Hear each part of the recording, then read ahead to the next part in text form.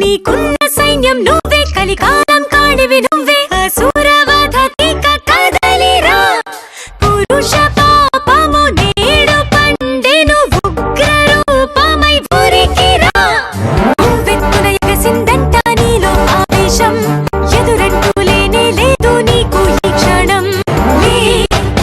ఇకలే జరిగే కథ నీదే, కథ అడుగే చెరిపే దూలిపే వ్యధ తీరు పద పద.